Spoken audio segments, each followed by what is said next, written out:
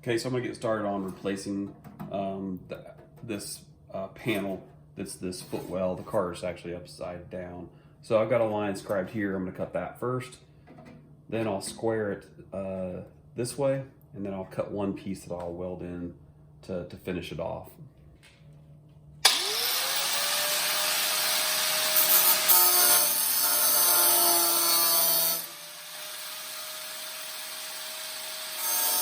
So I cut this and I got it squared up, and I thought I had hit some solid metal right here, which I was kind of glad of. But then as I started picking out all the gunk and the stuff in the back, I realized, oh, I got a hole here and there's a hole all the way down here. It's on the other side of this frame rail.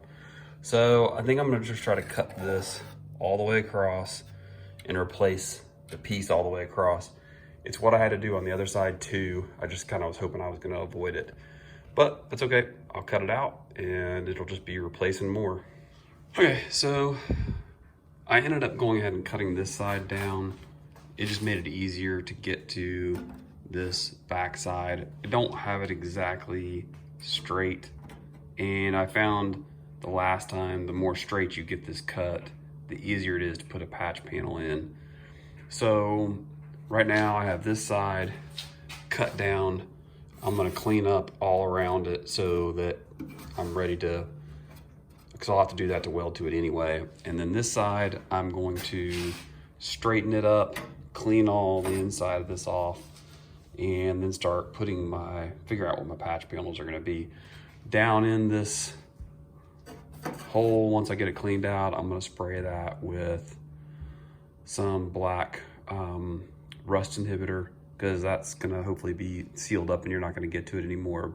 But I wanna get that cleaned up as well. So I spent some time and I have my little cardboard template cut out for this. And typically what I do is leave it long on this edge, because that way when I put the inner seal in, I can kind of measure it up that way and make sure I've got plenty of room. I wouldn't want to come up short after I've got it all welded in there. I basically put a square across the top to kind of get the top part squared out. And what I plan on doing is putting a little lip underneath on the back side of this, so with a flange tool. That way I can actually, I'll probably do it from the inside, is plug weld all along here just to make it stronger, and then I'll just stitch weld it down this edge. So I've got the template. I'll put it on a piece of metal, cut it out, and then get that fitted in. So I have it all primed with weld through primer. Got it clamped in place. I'm gonna put two little plug welds right here to hold it. I'll stitch weld this, like I said, and plug weld the back. And it should be in there and ready to go. So let's fire up the welder. Let's get it welded in there.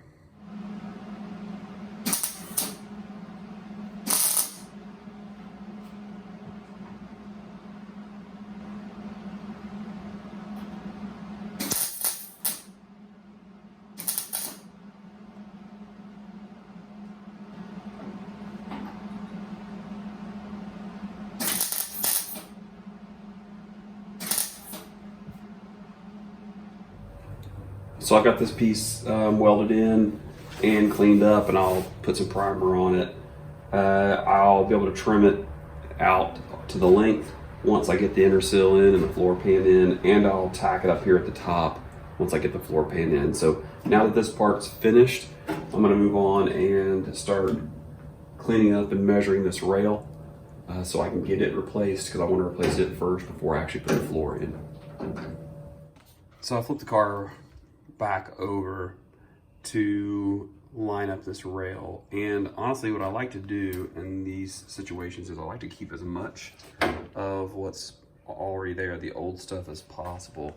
So I left this inner sill and I just cut the rail along the edge, and I'll leave the inner sill, the old inner sill, in for right now. because when I cut the new support rail in, it'll give me a way to make sure I'm measured up so that I've got it exactly right. So I went ahead and marked the line that I want to cut, and so I'll take my cutting wheel and just cut down through there, and hopefully have this old rail out.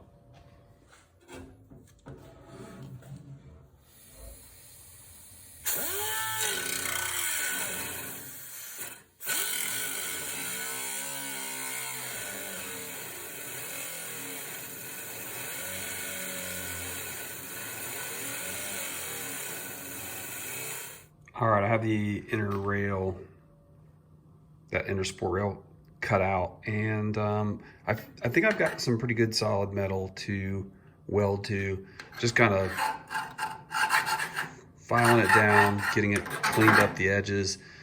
Again, I kind of learned the more straight of a cut you've got, the easier it is to weld it together. So I'm gonna roll the car back upright and get my measurements and get the new rail cut and see if we can get it in. Here's the old support rail that I pulled out, and you can see there was not a whole lot left. It is pretty rusty, and getting it cut out is definitely the smart way to go on this. There wasn't even really anything that would be left to support anything to attach the floor to, so the new one is going to be a much better option. So one of the things I learned on the other side is when you get this inner rail, you really need to make sure that these tabs are bent at a 90-degree angle, because it's going to mess up your measurements if you don't. So if you look down straight, you can see it's like sticking further that way, and it can mess up your measurements. So I'm going to just take a pair of pliers and bend that back straight, and that's going to give me, because when I go to attach the inner sill to this, I want to make sure that it's flat up against there, because you just have a much better surface to weld to. So I'm going to take a pair of pliers and kind of bend those back and see if I can get them straight. So I'm going to show you what I mean on this. I've already bent this one square, and if you look at this one, it's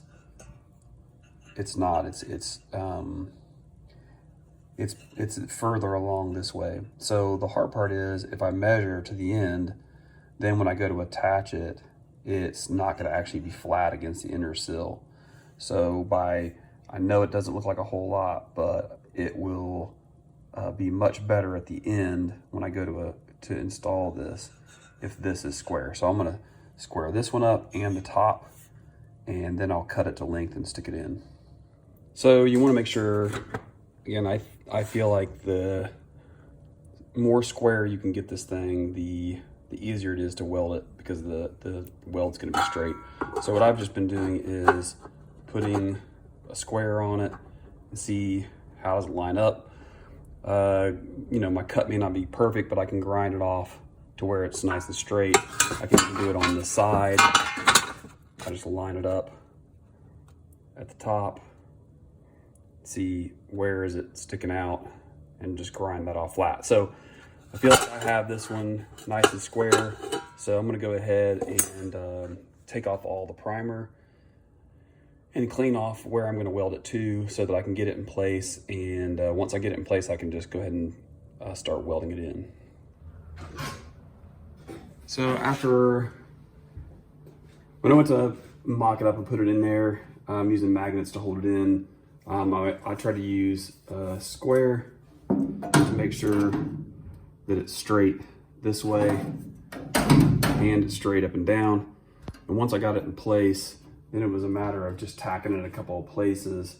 And actually I rolled the car up and tacked it from the inside, welded from the inside in a couple of places. And that made it much easier to do the outside, then ground it down flat to clean it off. And it's in there nice and solid. Okay, so now that I've got this front fixed and I've got the support rail welded in, my next step is I'm going to go ahead and roll it over and cut the floor completely out. That will allow me to clamp in the new floor which will give me the distance for this to make sure that I've got the distance exactly right, and I'll replace it. Then I'll go to the inner sill, then the outer sill, and the A post. So that'll be the next steps in the next couple episodes.